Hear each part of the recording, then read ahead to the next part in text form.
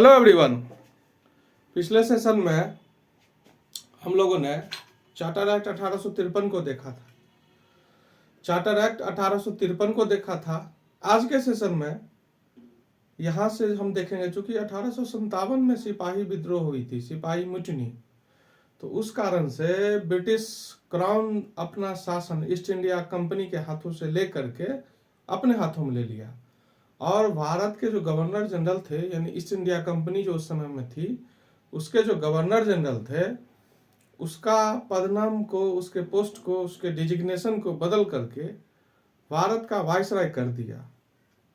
और इस प्रकार भारत के संदर्भ में अगर पूछेंगे तो प्रथम वाइसराय अगर पूछा जाएगा तो लॉर्ड कैनिंग होगा, या भारत का अंतिम गवर्नर जनरल पूछा जाएगा तो लॉर्ड कैनिंग ही होगा, क्योंकि ये 1858 का जो भारत परिषद अधिनियम आया उस कारण से वाइसराय कर दिया गया। तो 1857 की क्रांति होने के बाद 1858 से 1947 का जो पीरियड है उसको हम लोग क्या बोलते हैं, रूल ऑफ क्राउन। 1858 से 1947 के पीरियड को रूल ऑफ क्राउन बोलते हैं, यानी ताज का शासन। क्योंकि यहाँ पे महारानी विक्टोरिया यहाँ से शासन की है और कुछ भी शासन चलाया जाता था तो विक्टोरिया के माध्यम से ही। यहाँ पे एक भारत के राज्य सचिव यानी secretary of state for India, जो ब्रिटिश कैबिनेट का सदस्य होता था, उसको सारा अथॉरिटी दे दिया गया कि अब यही यहाँ पे सारा कुछ कर सकते हैं, हायर अथॉरिटी।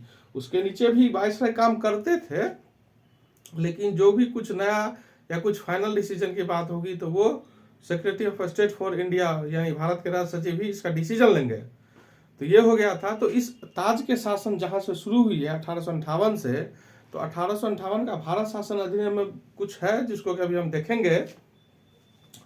तो सबसे पहले तो गवर्नर जनरल का पद नाम बदल करके वाइसराय कर दिया गया और भारत में द्वैत शासन प्रणाली को खत्म कर दी गई। द्वैत शासन प्रणाली का मतलब ये हुआ कि भारत में दो तरह से शासन होता था, एक कोर्ट ऑफ डायरेक्टर्स या बोर्ड ऑफ डायरेक्टर्स, जो बोले court of directors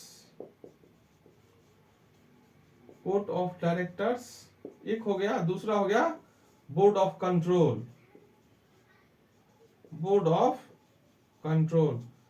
mean to state that court of directors भी बोल सकते हैं, बोर्ड ऑफ डायरेक्टर्स भी बोल सकते हैं, और दूसरा था बोर्ड ऑफ कंट्रोल। तो बोर्ड ऑफ कंट्रोल व्यापारिक मामलों के लिए, कोर्ट ऑफ डायरेक्टर्स निदेशक मामलों के लिए। तो कहने का मतलब ये कंट्रोल किया जाता था, ये निदेशक मंडल को देखता था।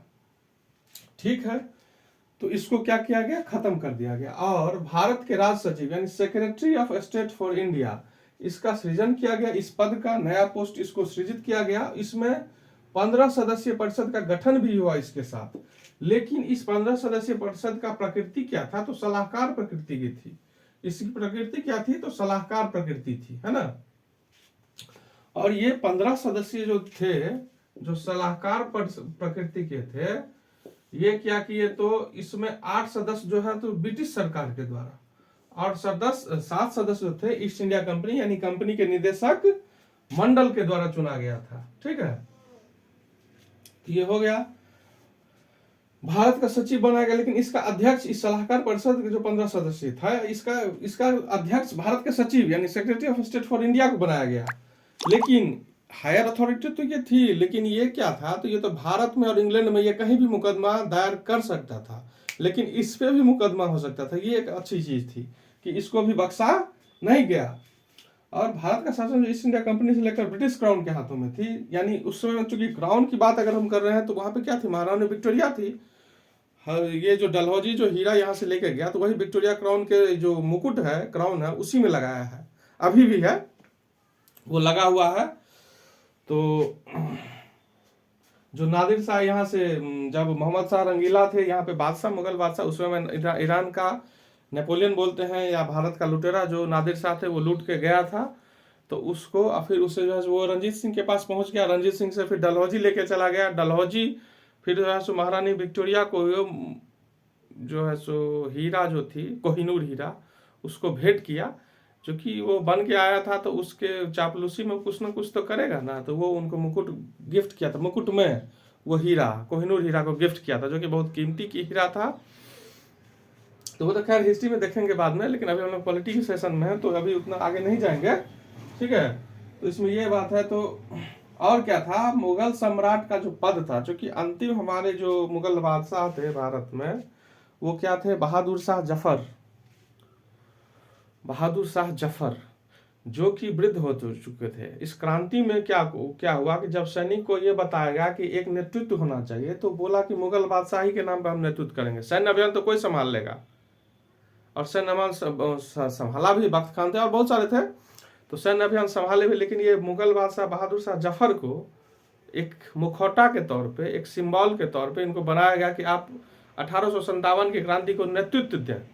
तो इस कारण से इनको दिल्ली में ही जो है सो ये रहते थे, वृद्ध हो गए थे काफी, तो नाम मात्र का इनको सिंबल के तौर पे यूज किया गया नेतृत्व के लिए। लेकिन ये बेचारे क्या हुआ, ये पकड़ा गए दिल्ली में। इनकी पत्नी जो थी, इसको अंग्रेज ने बल्हा फुसला के इनको इनका पता ले लिया और इनसे इनको पकड़ लिया। तो इस पे बहुत अच्छे शायर हैं मिर्जा गालिब जो कि दिए हुए हैं इनके बारे में कि कितना बदनसीब है जफर, 2 गज जमी भी न मिली कुएं यार में। वो ऐसा इसलिए बताया कि बेचारे रहे तो बादशाह, लेकिन जब वो ये गिरफ्तार हो गए, पकड़ लिए गए, तो इनको म्यांमार, अभी का जो म्यांमार है यानी उस समय का बर्मा, उस वहाँ पे ले जाकर उनको रंगून में, उसमें म्यांमार की राजधानी, बर्मा की राजधानी रंगून होती थी, वहाँ पे उनको कैद करके रखा गया और वहीं पे उनकी मृत्यु हो गई। तो कहने का मतलब है यहाँ पे तो उनको कब्र नहीं मिला, भले बादशाही क्यों नहीं थे, कब्र के लिए तो उनका जमी भी नहीं मिली। इसीलिए मिर्जा गालिब का ये शायरी है, शायर थे, बहुत अच्छे शायर थे और हठी भी थे थोड़ा। तो वो इनके बारे में बोलते हैं कि कितना बदनसीब है जफर, 2 गज जमी भी ना मिली कुएं यार में। तो ये हो गया। तो इनको जो है सो इनका पद को समाप्त कर दिया गया। और यही है 1858 से 1947 के रूल ऑफ क्राउन में, ताज के शासन में। इसके बाद हम लोग और देखेंगे, चूंकि और ये तो ब्रिटिश कैबिनेट का सदस्य था ही, प्रकृति इनकी सलाहकार प्रकृति की थी, इसी का शब्द अंतिम होता था, इसी का वाक अंतिम होता था, चाहे ये जो भी डिसीजन ले इसको बदल नहीं सकता था वाइसराय। और क्या हुआ, इस क्रांति के बाद 1857 की क्रांति के बाद जो सिख, गोरखा और पठान, ये तीनों जो थे, तो चूंकि लड़ाकू जाति घोषित किए गए, चूंकि ये अंग्रेज को मदद किए थे युद्ध को दबाने में, इस कारण से तो इनकी संख्या को की बढ़ोतरी की गई फौज में। और जो गैर लड़ाकू, जिसको जो कि युद्ध 1857 की क्रांति में अंग्रेज के विरुद्ध लड़े थे, उनको गैर लड़ाकू घोषित करके उनकी संख्या को कमी की गई। इस कारण से पिल कमीशन की भी नियुक्ति की गई और पिल कमीशन में ये रिकमेंडेशन हुआ कि आप किस रेशियो में सैनिक को रखेंगे। जो लड़ाकू जाति हैं, जो इनको सपोर्ट किए थे, इसलिए उसको किस रेशियो में रखेंगे, किस अनुपात में रखेंगे, और जो गैर लड़ाकू जाति है उनको किस रेशियो में रखेंगे, किस अनुपात में रखेंगे, ये सब किया गया। और ऑफिसर्स जो थे जितने, तो उसमें अंग्रेजों की संख्या को भी और बढ़ाई गई, क्योंकि पहले भी अंग्रेज ही ऑफिसर्स होते थे, लेकिन और इंग्लैंड से ला करके ऑफिसर्स को बढ़ाया गया। और निचले तबके में गैर लड़ाकू को कम किया गया, लड़ाकू जाति को ज्यादा किया गया। तो यही सब है इसमें। इसके बाद फिर हम लोग देखेंगे 1861 का, नेक्स्ट सेशन में 1861 का भारत शासन अधिनियम कैसे चला, फिर 1892 का भारत शासन अधिनियम, इस तरह से चलते चलेंगे। जब देखेंगे आगे कहाँ तक, 1947 तक चलेंगे, फिर देश आजाद हो जाएगी, संविधान बनने लगेगा, संविधान बनेगा। फिर हमारे राजेंद्र प्रसाद जी जो बिहार से ही है और वो फर्स्ट प्रेसिडेंट ऑफ इंडिया भी बने, भारत के संविधान सभा के अस्थायी अध्यक्ष प्रथम बने हैं। वैसे अस्थायी की बात करें तो लॉर्ड सत्येंद्र प्रसाद सिन्हा, वो भी बिहार से ही थे, वो बने थे, लेकिन वो 3 दिन पहले बने थे, 9 दिसंबर को बने थे वो, और ये 11 दिसंबर को बने हैं। तो ये बात है, 2 दिन पहले बने थे, 2 दिन बाद राजेंद्र प्रसाद बने हैं। तो ये बात है। तो इसी सेशन में आगे देखेंगे, इसको आप लोग अच्छे से नोट कर लीजिए और नोट करने के बाद इसको अपने जहन में या जैसे हो सेट कीजिए, क्योंकि किसी भी क्वेश्चन जो है सो यहीं से आती है, यहाँ से अगर पूछेगा तो इससे ज़्यादा नहीं पूछेगा, किसी भी एंगल में नहीं, किसी भी एग्जाम में नहीं। Okay, thank you.